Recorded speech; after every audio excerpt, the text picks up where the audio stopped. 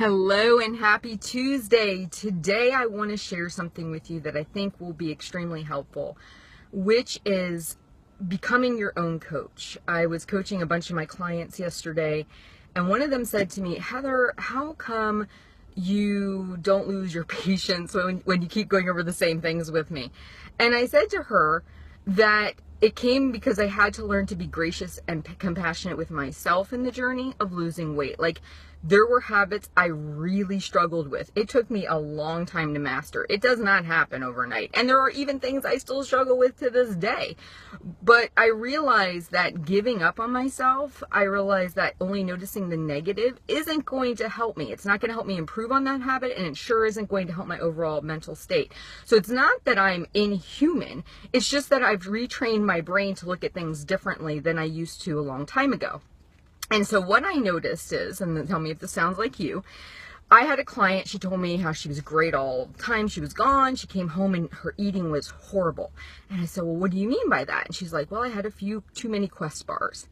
And I started to smile. And I said, so you mean you didn't fall victim to your old behaviors of eating chocolate nonstop and eating ice cream and all the other things? She started laughing. She goes, you're right. She says, while having too many Quest bars probably wasn't the most, useful use of all those calories, it definitely was a marked improvement.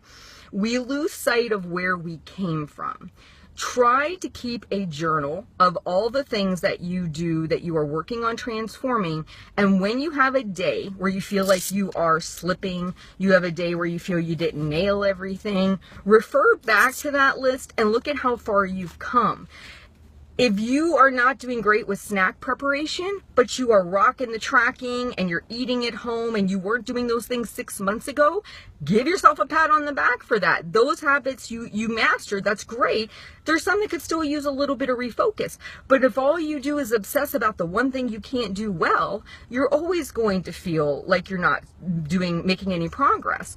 It comes down to self-coaching yourself. So how does that work? You hear yourself say something negative, you write it down. You come back to it later when you are in a better headspace, and then I make my clients reframe it. So if they say they had a horrible weekend and I found out they had a few too many Quest bars, I said, okay, so now I want you to reframe it. Well, while I could have scaled back the Quest bars, overall I did really well because I didn't default to chocolate and ice cream like I would have, say, 6 months ago. Perfect. It's acknowledging there's a little area of improvement, but it's not saying that everything you did over the weekend was horrid. It's amazing how our perception of that changes. So keep a journal for yourself. Write down the things that you're improving on. So on those days when things are a little off and you're feeling a little bit like you're not making progress, you have something to look back at. And then when you have that negative thought, write it down.